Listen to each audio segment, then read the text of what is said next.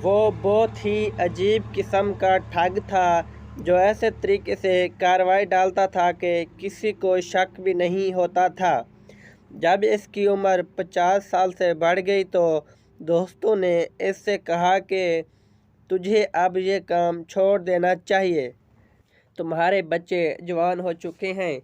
ٹھگ نے اپنے دوستوں سے وعدہ کیا کہ کل میری زندگی کی آخری واردات ہوگی، اس کے بعد میں یہ کام ہمیشہ کے لیے چھوڑ دوں گا۔ اس بندے نے انگلینڈ میں ایک دکان سے 2000 پاؤنڈ کا ایک کوٹ خریدا اور اس کی ادائیگی چیک کی شکل میں کی۔ کوٹ لے کر وہ سامنے والی دکان میں گیا، دکاندار سے کہا کہ یہ کوٹ میں 200 پاؤنڈ کا بیچتا ہوں، اگر خریدنا ہے تو سودا کر دو۔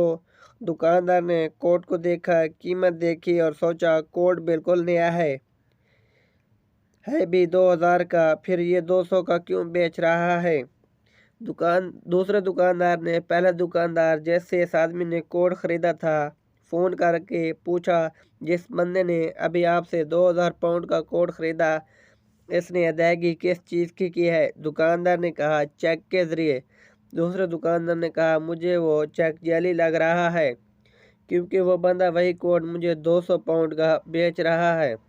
پہلے دکاندار نے پولیس کو فون کیا اور اس بندے کو گرفتار کرایا۔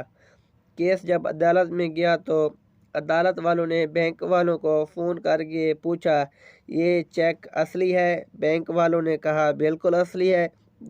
عدالت نے پوچھا اس بندے کے اکاؤنٹ میں بیلنس ہے کہ نہیں؟ بینک نے کہا جی ہاں۔ عدالت نے کہا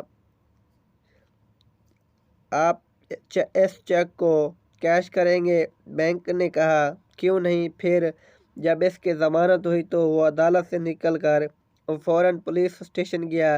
اس نے 3 آدمیوں پر FIR کٹوائی، دونوں دکاندار اور پولیس افسر پر۔ وہ تینوں کو گرفتار کیا گیا اور کیس جب عدالت میں گیا تو اس بندے نے عدالت سے کہا ان تینوں نے میری عزت کو اچھالا ہے اور میری شخصیت کو نقصان پہنچایا ہے، لہذا مجھے ان سے 1,00,000 پاؤنڈ بطور جرمانہ دلوائے جائیں۔ کیس کی سنوائی ہوئی، فیصلہ اس بندے کے حق میں ہوا اور اس بندے کو تینوں سے 1,00,000 پاؤنڈ دلوائے گئے۔ اگر سٹوری اچھی لگی ہو تو چینل کو سبسکرائب کر کے بیل آئیکن کو پریس کر لیں تاکہ ہر نئی آنے والی ویڈیو کا نوٹیفیکیشن بآسانی آپ تک پہنچ سکے، اور کمنٹ میں اپنی رائے کا اظہار ضرور کیجیے گا۔